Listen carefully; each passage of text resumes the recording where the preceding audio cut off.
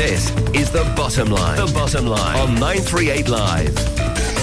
Businesses are spending more on Infocomm Technology or IT this year as the economy improves. According to research firm Gartner, global spending is projected to climb 3.2% in 2014, and this translates to a whopping $3.8 trillion to buy PCs, mobile phones and tablets, as well as to spend on cloud services and telecom services. 938 Live's Travis Teo spoke to Derry Finkeldey, the research director at Gartner.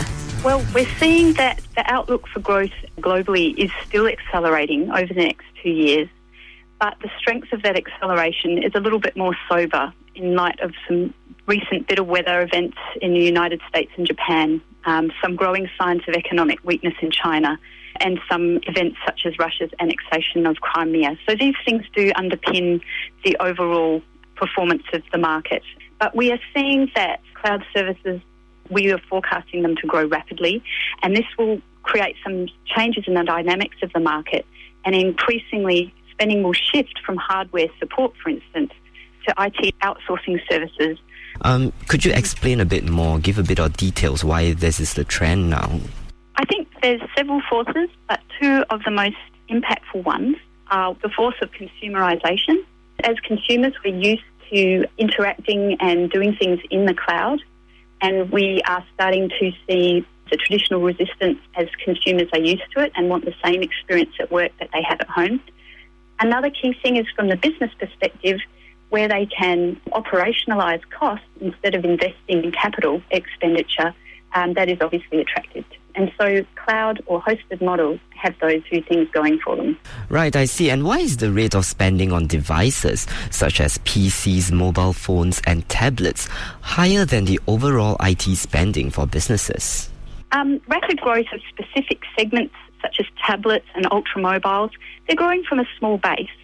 We're also seeing popularity of these grow not only in consumer markets but also in business markets, particularly for use by field personnel. So an example might be insurance agents selling insurance. Also, people often buy more than one of these devices. They have multiple devices, and they tend to be on shorter replacement cycles than other IT investment types.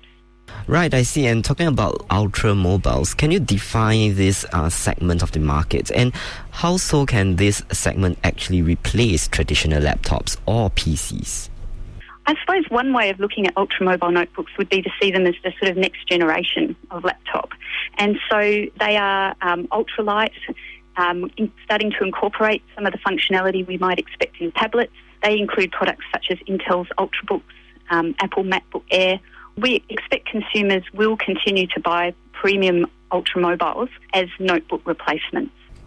All right, okay. Microsoft has launched this version of Office Suite for iPad. So what do you think it says about work mobility in our current business environment? One of our Gartner's predictions is that by 2017, 20% of iPads used in large enterprises will be licensed to run Microsoft Office for iPad.